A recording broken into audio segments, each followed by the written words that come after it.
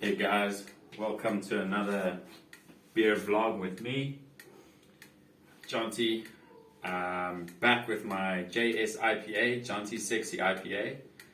Just force carbonated for about 36 hours, and you can see it's actually maybe pushing a little bit too much carbonation. But yeah, as you remember, I put a lot of dextrose sugar in here and tons of hops, and as you can see, it's come out a really pale, really crisp, clear beer. Definitely get that sweet, floral, gentle hops. Centennial hops is the dry hop.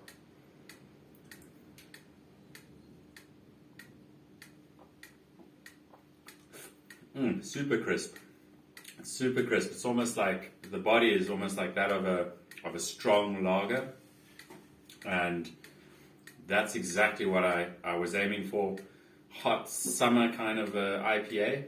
I have no maltiness in there, almost no sweetness. It's bitter. It's properly bitter, but it's fresh, very fresh and juicy, and that is pure refreshment. If you know a little bit about IPA, it actually came about in the 1700s.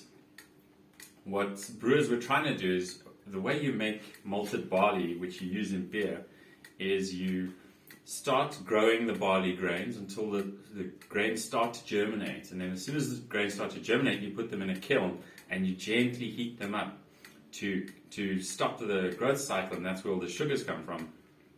And then they discovered a way to do that in such a way that the grains didn't actually toast much, and they created pale malt. So they found a way to heat it so slowly that they could stop germination, they could make pale malt, and that was a breakthrough that created these non-malty beers. And the taste is crisp, it's not malty, there's no sweetness or sherry or caramel, it's crisp and clean, and you get a pure malt flavor. So that was the first pale malt that they made. They made it into a pale ale, and this became super popular in India. The Dutch East India Company, or the OVC, I don't know, one of those, the Raj actually, the British, the British soldiers in India started ordering this beer a lot, and they would make it very strong, high in hops. Come here, get out of the way. They would make it very, very strong and very high in hops, because the journey was such a long way from England to India, and also because if the beer was stronger and more potent, they could mix it with a lighter beer and then create this crisp drinking experience. So at that time, one of the most priceless things to have was ice, and it was like really a luxury. You'd have your ice, you'd have your IPA. This is in the 1700s, going on to the 1800s, and then you'd keep your beer inside that ice. It would get super cold. The paler the beer, the more desirable it was.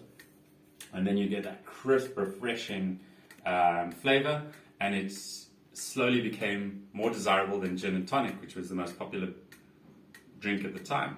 So I find it fascinating, long before lagers were invented, and that's the way I think a IPA should be brewed. It's got that really sweet nose, but then you get that real bitterness. It doesn't have any maltiness like a New England IPA. It doesn't have any of that sweetness. It's crisp. And yeah, pretty strong, hefty, at least 6%. That is a really good beer. I'm happy with that.